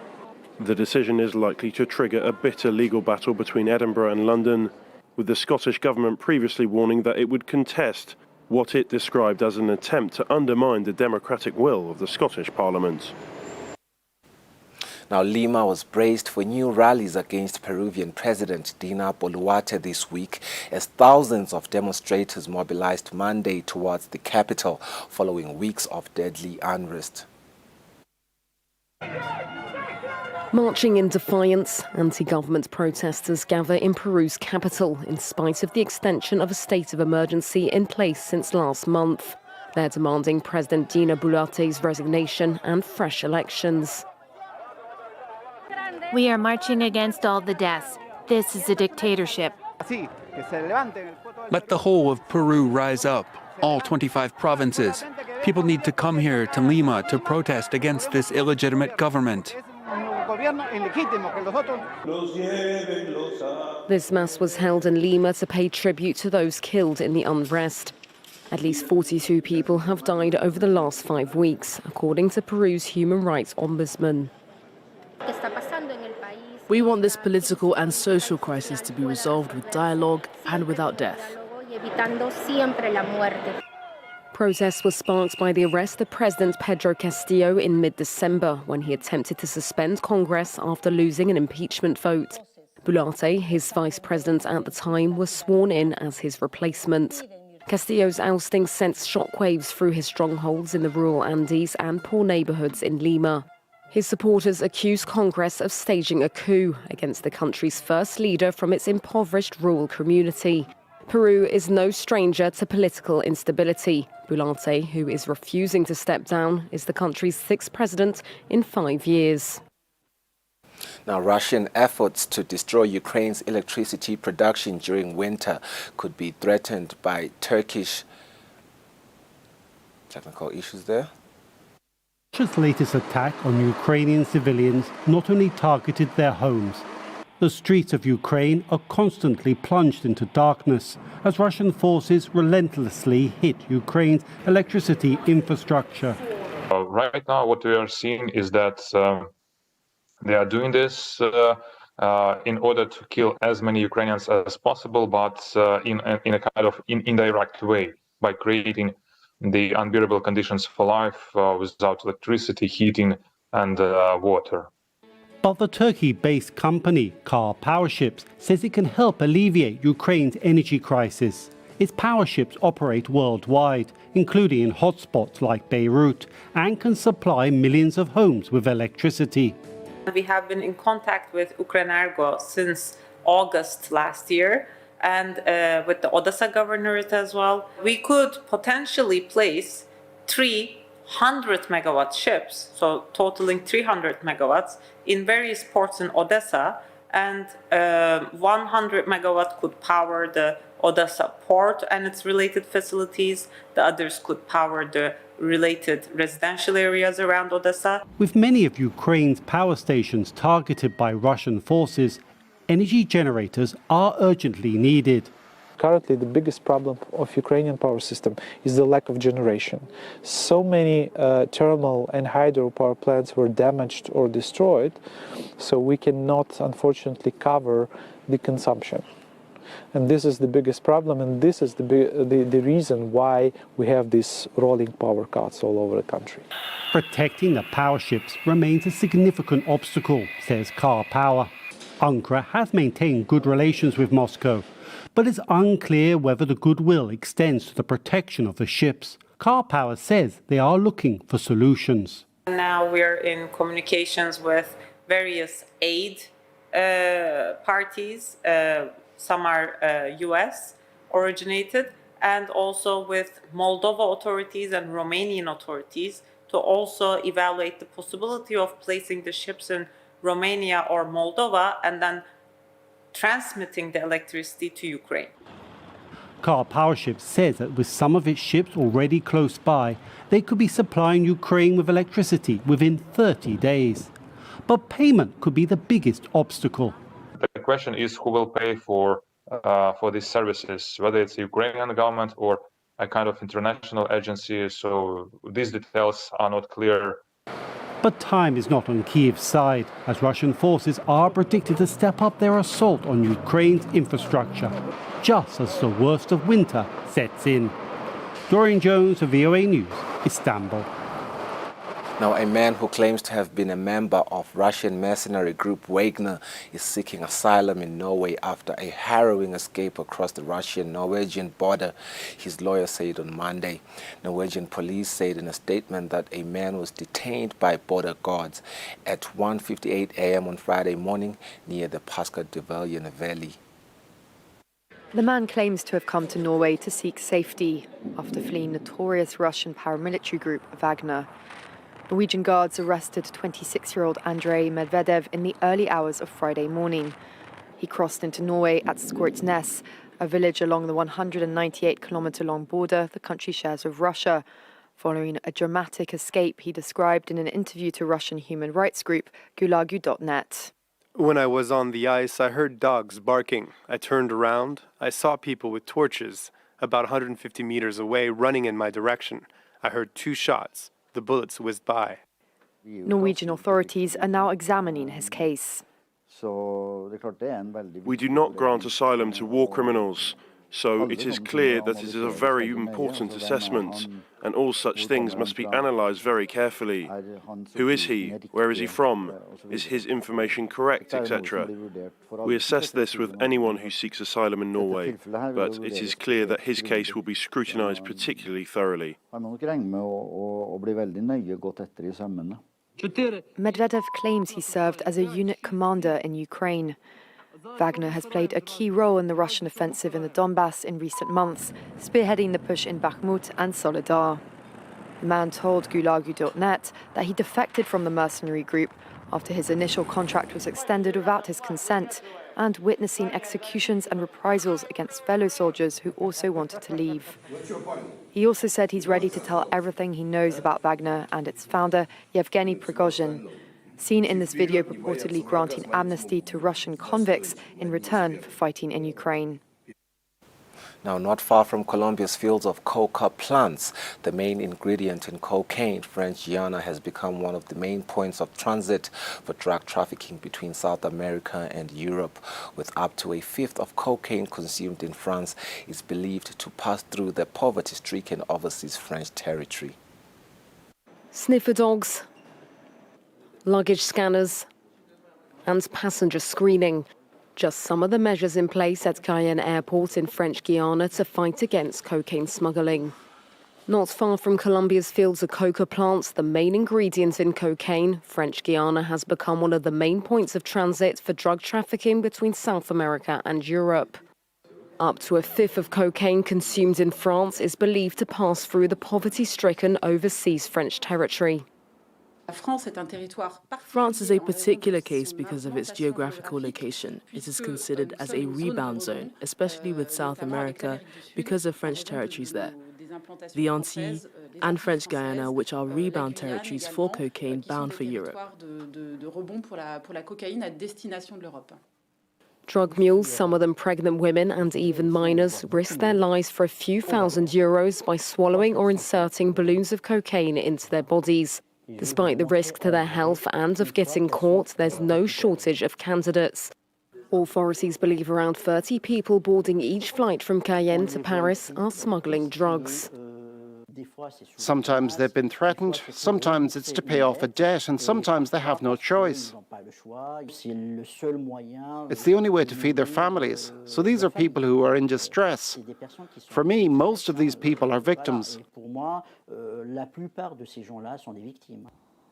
France's Interior Minister has said that a machine to scan every passenger boarding a flight to Paris will be installed in the next few months. Though for some anti-drug campaigners, tackling poverty in French Guiana would be more effective in the long term. When Russia invaded Ukraine, the military and private citizens started using Elon Musk's SpaceX Starlink, which eventually became key to Ukraine's resistance. From Kyiv, Myroslava Gongadze tells the story of one Ukrainian engineer who volunteers to support the technology and the soldiers who use it. In this apartment on the outskirts of Kyiv, engineer Oleg Kutkov started testing Elon Musk's SpaceX Starlink internet connection long before the war. The thousands of small satellites that makes Starlink were first sent into space in 2019. Kutkov, a self-proclaimed space nerd who immigrated to Kyiv after Russians occupied Crimea in 2014, was fascinated by the newest space technology. I started to following this project from the beginning when it just launched. So I decided that it would be nice to try to receive the signal from Starlink. Just to receive and maybe to analyze to see what is it? Starlink doesn't require any ground infrastructure, just a small satellite dish and a receiver device to access high-speed internet. Starlink was not yet available in Ukraine in 2021, so Kutkov bought a device on eBay and started experimenting. 2 days after Russia invaded Ukraine on February 24th, Mikhailo Fyodorov, Ukraine's Minister of Digital Transformation, tweeted to Elon Musk, saying in part, "While your rockets successfully land from space, Russian rockets attack Ukrainian civil people. We ask you to provide Ukraine with Starlink stations." Elon Musk replied to him within hours, saying Starlink service is now active in Ukraine. Within days, dark gray boxes with small flat dishes began to arrive in Ukraine. By May, around 150,000 people were using the system. I didn't realize that in February or in March, maybe 1 week or 2, but then my messages exploded basically because everyone is writing me about Starlink. People ask it how to connect, what that should do, and so on. Soon after, the Ukrainian military started using the SpaceX technology on a massive scale. Starlink became a window to the world for soldiers on the front line and a key component in military operations. Kutkov thinks that even SpaceX could not predict how useful Starlink would be to the war effort. Here at the northern border of Ukraine and elsewhere, Starlink provides the most stable communication connection for military operations, military officer Oleksiy Shevchuk says. There are no alternatives for Starlink. It is our eyes and ears, and we rely on it greatly. Although the Russian forces are fully aware of Starlink's capabilities, it is almost impossible to block its signal. For almost a year, Kutkov's apartment balcony office has become a Starlink repair shop where soldiers from the front line come for help. Kutkov fixes Starlink receivers and dishes, sometimes with bullets holes in them. An example of how private citizen can help the war effort. I do it for free in my spare time. Yeah, because I have my job that my primary job that I'm doing in the daytime, and in the nighttime I doing all my Starlink repair and support work. For his effort, Kutkov ended up with Ukrainian President Zelensky on the cover of Time magazine. And Starlink is not the only Elon Musk company technology Oleg adopted. Almost daily, he jumps in his Tesla to drive to the postal office to send back the fixed equipment to soldiers. He sees it as his way to serve and hopes one day to return home to Crimea. Miroslava Gongadze, VOA News, Kyiv. In early January, the U.S. put in place a humanitarian parole process which allows some Cuban, Haitian and Nicaraguayan migrants to live and work in the U.S. temporarily. Following the Biden administration's decision to expand humanitarian parole to some nationals from Cuba, Haiti, and Nicaragua, migrants from those countries at the Mexican border are optimistic about their chances of getting into the U.S. If we can do that from Haiti, it's going to be something very important and very relevant for us. I feel good because I am Haitian, and on behalf of all the Haitians who are here, I feel satisfied. The parole program allows a total of 30,000 migrants per month from those three countries and Venezuela to apply for parole in the U.S. for up to 2 years and obtain work authorization while asylum applications are processed, provided they meet certain conditions and are financially sponsored by U.S. citizens. But other Central American migrants say they feel excluded and rejected. They should also give us the opportunity to enter, because there are many Central Americans who come fleeing from crime, from poverty too. We deserve to work. Our goal is to work so we can survive. A lawyer and human rights activist based in Mexico welcomed the new migration process. The right to migrate is a human right. It is also a right that there be protection for migrants. It's a form of protection because we know that when they do irregular migration, they suffer a series of human rights violations by authorities and by people. Lopez Balcazar says with the new policies, migrants will avoid kidnappings, other abuses, and even death. He believes President Joe Biden's recent visit to the border shows his concern for the migrants' well-being. The problem is no longer seen as unilateral. It's multilateral among both countries and all the countries in the continent. Before, it was only seen as a United States and Mexico problem. That is not the case anymore. The 2-year parole allows migrants to apply for asylum and seek other humanitarian benefits while living in the U.S. But if they have not been granted asylum after the 2-year parole, the Department of Homeland Security says they will have to leave the United States. Victor Hugo Castillo for VOA News, Reynosa, Mexico.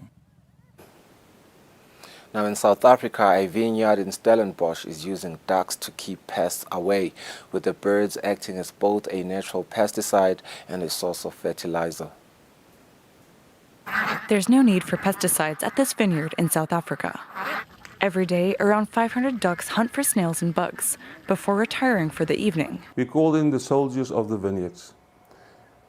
As they go through the vineyards, they eat all the small insects. So we don't have to spray for any pests in the vineyards. They keep them pest-free. They are the caretakers at the end of the day of our vineyards. They're known as Indian runner ducks.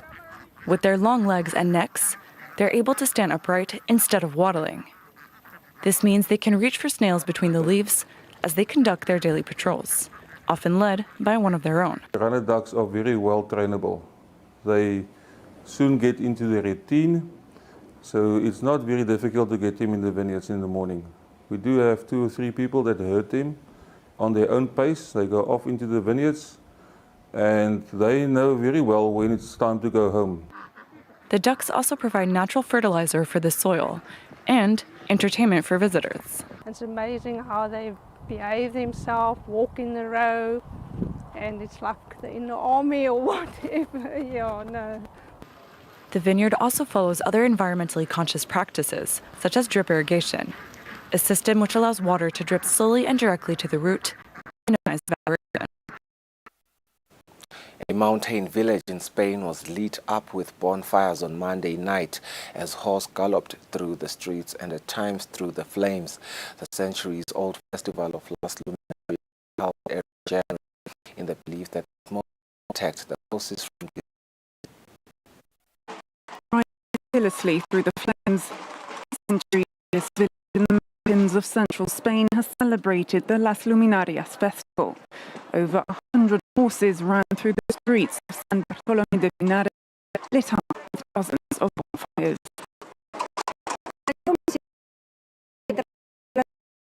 My children brought me to see the lights as a surprise. It's been 50 years last saw them.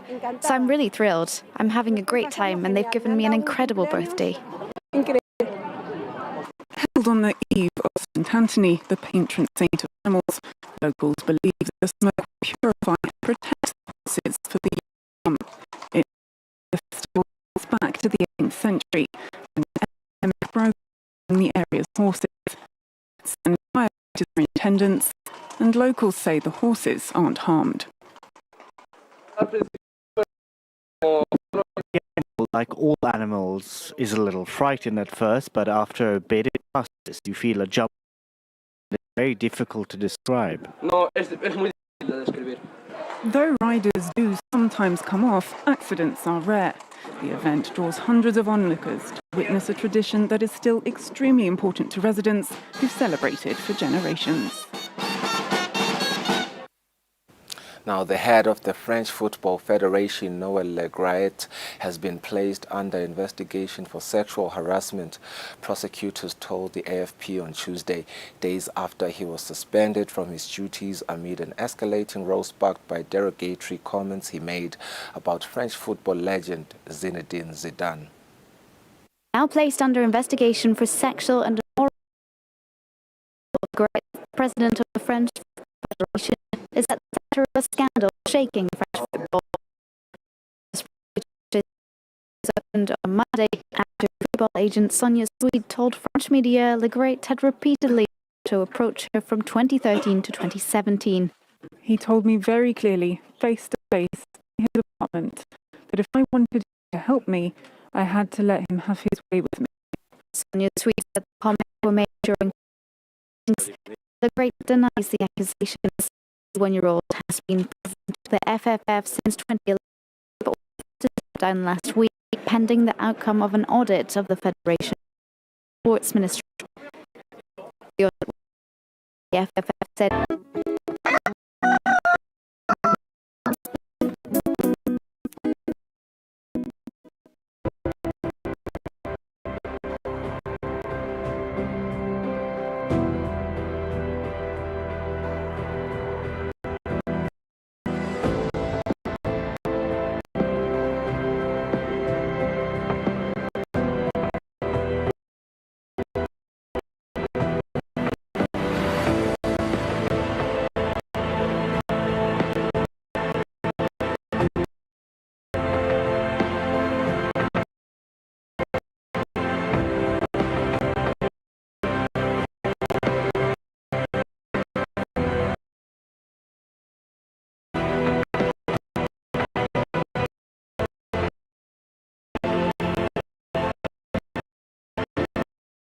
I do the most. Watch local TV on the go with the Eswatini TV app for only 20 emalangeni. Come on. Do the most with Eswatini TV app. Download from Google Play Store or App Store. We're good together. Everywhere you go, MTN.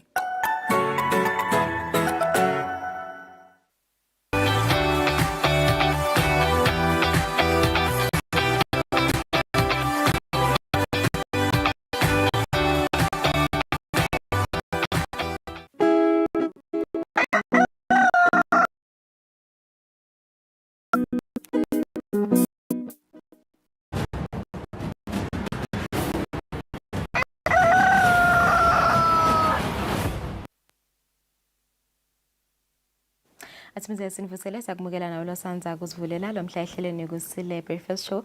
Namhla ke sikhuluma Donatini Zabade tempilo njoba sicatha ukukhulumisana naye nje uvusi lokufaka aseketombe ngetifo dala esinato lapha ekhaya Eswatini.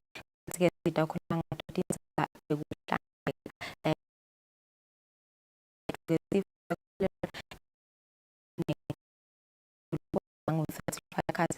cholera veni lasimalawo besimsana naye futhi lokho sithumela moyeni sinda ukuzama ukungena ukuthi sifike lapha eSwatini kubalekile ngokuthi station sitikeze tanje sinesikuthi posikhona khona ukukhulumisana nakabani environmental office lazo khona itiko lempilo bandi njengemisebenzi la yendako ukuzama kona isiqiniseko sokuthi sive samaSwati siyafundziseka ngetindzaba tekuhlandeka. Mina emisebenzi leyendiwako lapha eSwatini noma ke lento ngohulumende abambisene netinhlangano lenesiqiniseko sokuthi umsebenzi wekufundisa abantu ngesanitation uhamba kahle. Kunemsebenzi nje losukunyiswe eminyakeni lophelile losukunyiswe ngiyo i-UNDP ngumsebenzi ke lona ukuzama ku improve sanitation and food security in Eswatini. Kuyavela ke lokho ukuthi about 3,000 people from rural communities across 3 regions lokufaka khathi isifunda sakahoho kamanzini kanye naselobonjeni batawuzuza kulo msebenzi. Sidakhulumisana naye lapha Themba Musa Silinza kanye namandla Ndlovu labasuka khona etiko letempilo. Asinivusele sinemukele I think kungabe kusichazela nje kafishane nje ukuthi environmental officers, health environmental officers endani vele kahle kahle yini umsebenzi wenu? Sivusele sive ebabukele ekhaya sivusele nakuwe msakade. Siyabonga kakhulu njengoba soshilo libito lami ngimandla waNdlovu suka ka environmental health etikweni letempilo. Umsebenzi wethu ke cishe wenabile njengoba litiko letempilo lisebenza ngalomkhono wa environmental health lokungumkhono lomkhulu wekuvikela tifo eveni. Lokusho ukuthi environmental health ayiphela mhlaba wonke. Nje ukuthi sekuba lehlangosi ngaphandle ukuthi ebhedla kuphela. Lokusho ukuthi kulemaphilisi ahulumeni. Lokusho ukuthi ke kunetimisebenzi ke lenabile lefaya khathi nje ikakhulu uhulumende usithume ukuthi siphephise sive etindzabeni temandi nekuhlandeka. Phindze futhi netekudla ukuthi abantu phela badle kudla lokuhlandekile. Kanjalo ke phindze futhi nalo moya lesiwuphefumulako kufuna ukuthi umuntu ngamunye ngamunye uphefumula umoya lohlandekile. Lokho ke sikwenda ngokuthi siwahambele leto takhiwo senda ema-inspections buka lokuthi le mimoya lephuma la kule takhiwo letinkulu letikhicitako uhlobile noma ungcolile. Phindze futhi size sibuka nalokulwa netilokatane ngoba sitawukhumbula tilokatane ngokuthi tikahle timvelo kepha nama setisekhaya tiletha kugula. Tingakuletha nje yona lo cholera losanza ukukhuluma ngayo ngokuthi tinyathele lapho kunalamagciwane khona. Lokusho ukuthi ke siyafundzisa lapho sive ukuthi sicaphele leto tilokatane tingabi tiningi lapha ekhaya kufanele maphela namagondvane. Kanjalo ke siyabuka futhi nokuthi tibi tona tigcogcwa ngendlela lefanele phindze tilahlwe enzaweni lefanele eveni. Ngoba ngito letenda futhi ukuthi leto tilokatane bese tithola indzawo yekuhlala bese ukuthi bheme metifo emhlabeni naseveni. Phindze futhi sinakale lihlangosi letifo njengoba usho nje ukuthi bekunaba belokotfako la kuabuka letindzaba tabo cholera nawo konke sibuya bo COVID nalapho siyabambisana kakhulu lokuthi le emangweni sifundzise kakhulu lokuthi umuntu akatinake ukuthi ativikele kuletindzaba tetifo. Bese ke phindze futhi sinanalihlangosi la Port Health noma talasema Gaten lapho kunema officers lahleli khona agadze tona letifo bayapheka letikhathi letabo COVID bahleli khona bayabuka ukuthi itifo tinde tingenako letiphumako kanjalo kanje bazame lokuvika ukuthi vimbela ukuthi tinganzi nelive.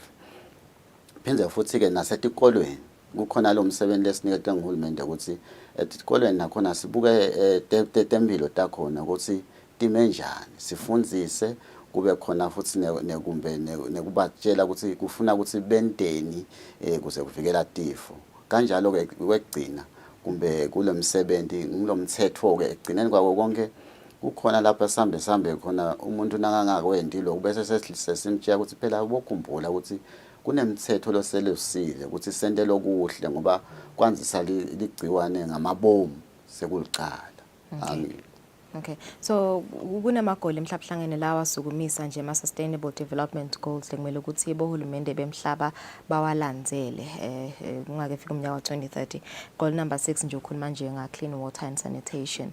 I think ngaba kuva nje ukuthi ngabe vele mhlambe sivele Eswatini ithini ngabe sesihambe kanganani ukuzama kuhambisana naloyo mgomo loyo. Sithi nje simo se water and sanitation lapha Eswatini. Siyabonga kakhulu umsakade nginguThemba Musa Silinza. Yebo uqinisile uteka yona live laseSwatini litimisele nalo ukuthi imbanzakanya kulawo magole emhlaba wonke la kuya 2030 lalapho khona sithi wonke umuntu akafinyelele ngalokuphelele ku sanitation nemandi lahlobile live laseSwatini tinombolo letikhona tisitshela ukuthi i-water coverage seyicishe iyongana siku 75%, ku sanitation ukhanza ukuthi khona siku 46%, kodwa ke ema-officers kanye ne-department nahulumende wonke kusemkhankasweni njengoba sekavedile babendlovu la eceleni kwami ukulwa ukuthi sigcine sitikhuphulile leto tinombolo nangabe kusebenzekile sigcine sifikile kuye 100%.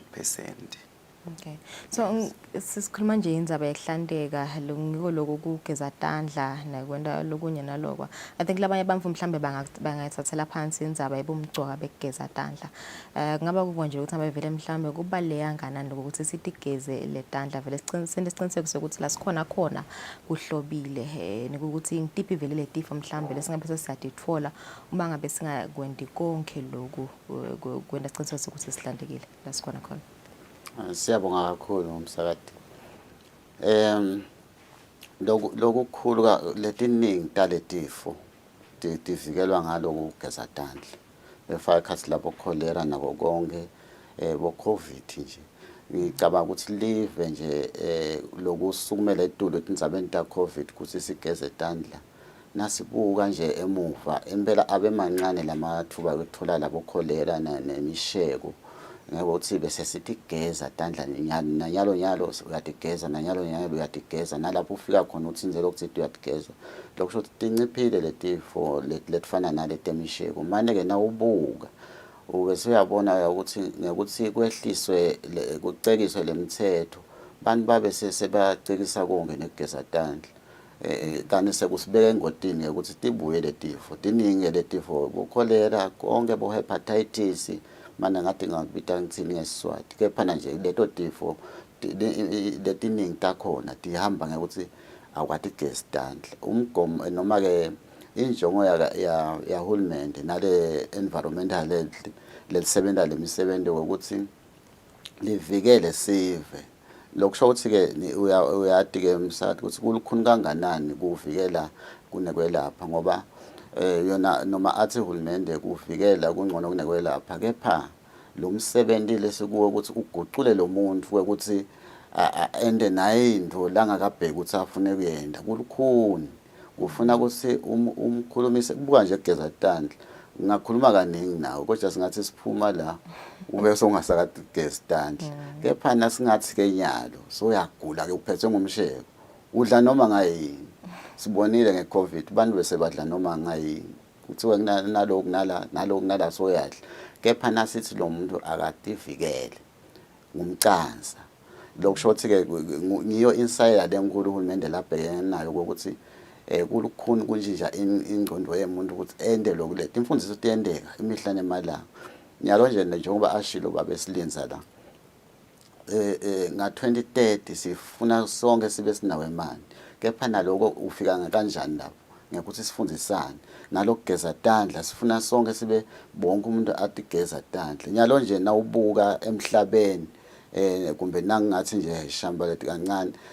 laba khona laba emandi lahlandeke laba watholako 74% uyabona ukuthi sibona singcono la kangwane njengoba ashilo babesilinza kepha naso ubuka ke ukuthi ubuka ngetinombolo labede 2 billion noma tikitsikitsi letimbili bese kuthi ke la lesithi 1.2 billion bona ke vele kude kasanhlobo nje kude kasanhlobo bese soyabuka ukuthi emkhathini wa 2015 na 2020 lokunyuka kwalelizinga kumbe lemandi lahlandekile emhlabeni wonke nakhona 54%. Uyabona ke I mean sorry ngifuna ukuthi ekuhlandeka 54%. Nakasho Silinza athi kangwane shothi sinabani 50 uthi tesinabo 50 something nakhona lokushothi kusesenemgando omkhulu ukuthi sifinyelele ezingeni lelisedulu nalokhu kugeza kwetandla ke nakhona sisuke emhlabeni wonke sisuke ku 67%. Nyalo 671%. Uyabona ukuthi lengcenye lengasihlupha nangathiwa nje le cholera ithi bhememe angisithi sina 50 something la kangwane ubani Silinza 46%.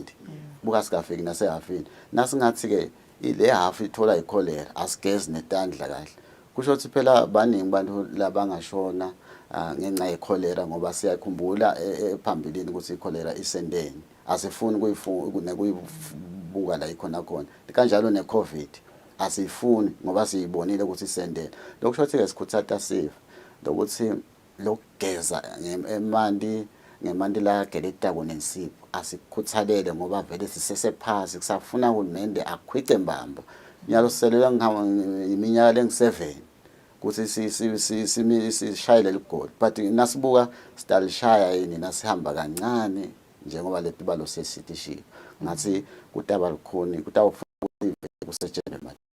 Okay. Ngibeka ngabo nje babe Silinza uvetile Ndlola nama akachaza imisebenzi lenyendawo as environmental officers ukuthi yini bashela nasemimangweni niye nasetikolweni niyofundzisa ngako kuhlandeka kodwa ke ngifuna ukubuza ukuthi ngabe vele mhlawumbe isimo sikanjani lemakhaya kakhulu nje isikole basebenzisa ama pedestrians ngicabanga ukuthi lawo ahleleke kakhulu ngalokubhekekile ngabe vele mhlawumbe kuva nje ukuthi lesimo sikanjani kuleto tindzawo nekuva nje ukuthi vele mhlawumbe labo bantwana labasebenzisa lawo ama toilets lawo baphephe kanganani bunganani lobungoti. Siyabonga kakhulu Msakati. Kungaba kuveta nje ukuthi libe ne open defecation free protocol ya 2019 lalapho khona kuzivetela ukuthi ekhulwini li11% wesive emakhaya basathi khulula enzaweni lalapho khona kungakaphephi khona lokusho ukuthi njengoba vetile babendlovu lokho kungadingeka inombolo tetifo letitsathelwanako lokufaka ekhathi yona ikholera lakhuluma ngayo yebo emakhaya sithola ngabalisihle usemgomeni wokhankaso weke nasiciniseko sekuthi onke emakhaya agcine ayaphakamisa lezinga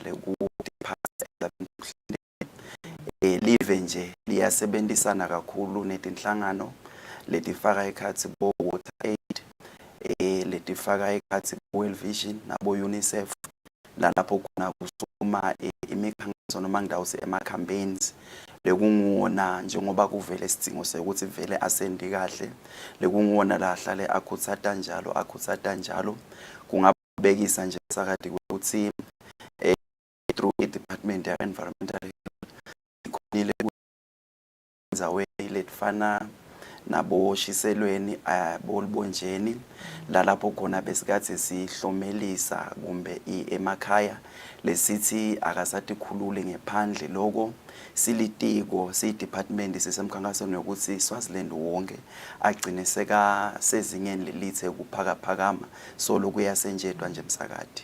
Okay, I think nalenye indzaba sisabuka yona indzaba yasemakhaya because sisekhona nalabo mhlambe labasola bakhala ngokuthi banatha emanti la khona kunatha netilwane inkomo netimbuzi ingabe mhlambe ngoba vele isimo mhlambe sesikhala ukuthi uhulumeni bambisa bangathi phephisa kanjani ngiyive ukuthi nibe tempilo enhlaleni sicwayise ukuthi mhlambe singacala siwabilise kucala lawo manti lawo ngitiphi inyathelo mhlambe labangatithatha labo lababhekana nalesimo leso emakhaya. Siyabonga mbukeli nesive nawe Msakati ngicabanga ukuthi lokhu lakubekile uhulumende kudiningi letinhlelo letekuvikela ngoba vele lokuhamba embili lokuvikela lokushothi nje ndzabeni temandi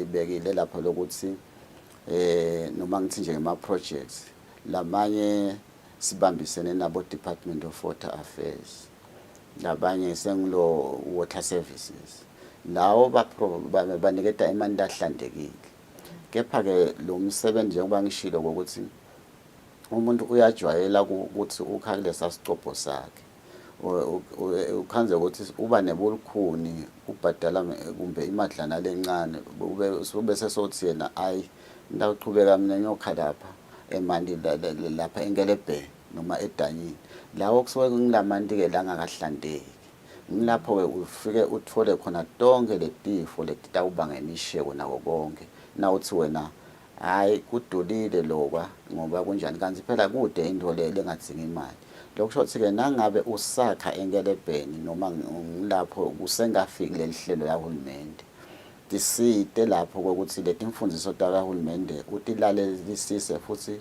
udende nangabe nje uwakhe ngelebheni siyati sikuthatha ukuthi bantu vele bathi bawangawakha lamanti ekunatha bese bayawabilisa nangabe unato leto tinkuni kodwa nangabe kude tinkuni kahle unayo leyo madlana ukuthi ungaya ukuthengana ijiki nayo lede emakha lenganukelele lelencane nje bo 750 ml kona ke uthela kulesitulutulu lesi 25 liters uthatha nje uthele kulesigcoko sale noma kulesimbonyo sale jiki uthele ke kulamanti lawo manti la ngingawasebenzisa ke ngakusasa ukuthi uwanathe kepha na ekuphekeni ungaqhubeka nje nokwasebenzise ekuphekeni lona lango lokwakhe ngelebheni bese kuthi nalanga sithemba naku nje tingumvula tina kakhulu umuntu utawucabanga ukuthi nakakhongotele emathayeleni awu ahlantekile lawo manti kanzi phela nawo kuningi lokuba lama emathayeleni noma kuphi ukhanze usinalida lelitulu sophinza unathe amanti angakahlanteki nawo lawo manti la ngokufuna ukuthi siwahlande ngawo yona le jiki njengoba ngishilo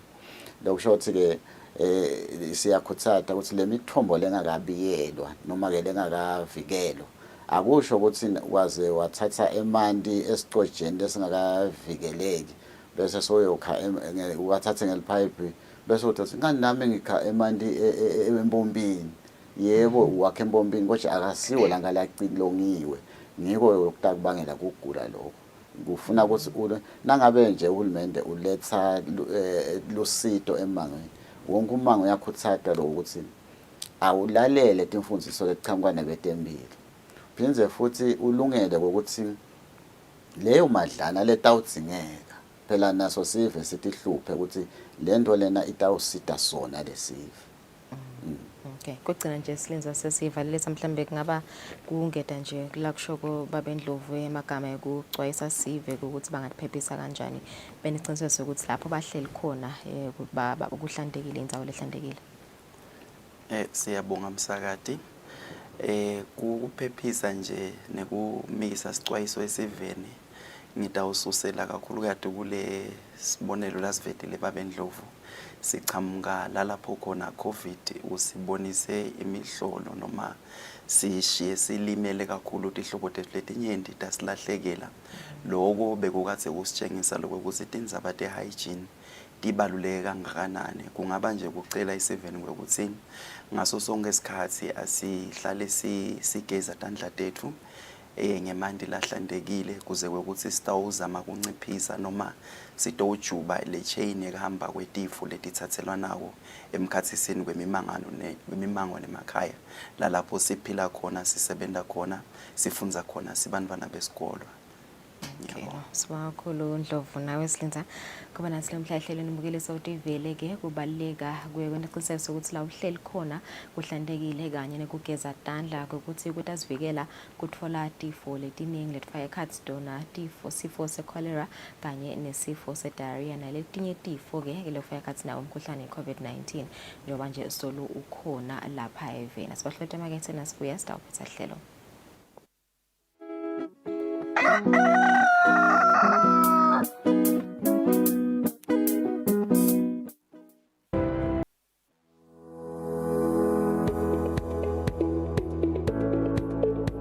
Why should we pay our TV license? The content on our local television is actually more up to date. The industry is enhanced. It is a criminal offense not to pay your TV license and attracts a fine of 500 emalangeni or 6 months imprisonment. And the industry is definitely blooming, ladies and gentlemen. So that's what we have for you, but we'll be right back just after the break and we'll give you more of Miss V. Pay my TV license. That's why I can enjoy the benefits of an enhanced industry and keep track with recent transformation. Mommy, who paid for a TV license and what are they paying for? The owners of TV set and gadget with a tuner like DVD set have to pay. Pay your TV license at NetBank with the details provided on screen. Or use your cell phone via the mobile money pay. You could also visit your nearest post office and pay there. Pay your TV license via Eswatini Mobile Imali. Any TV device retailer can purchase a license to trade. Pay your TV license and enhance the industry.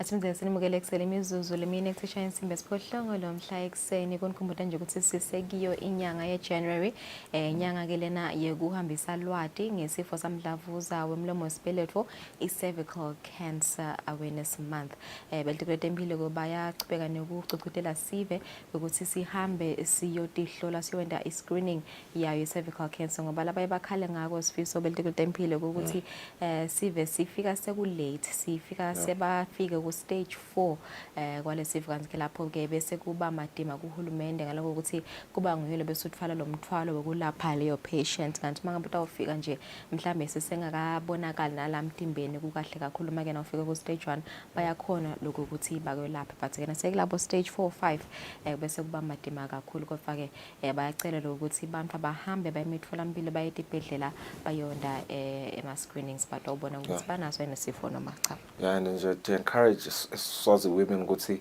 bangadishaye kakhulu futhi nje bangatifakeli pressure kakhulu.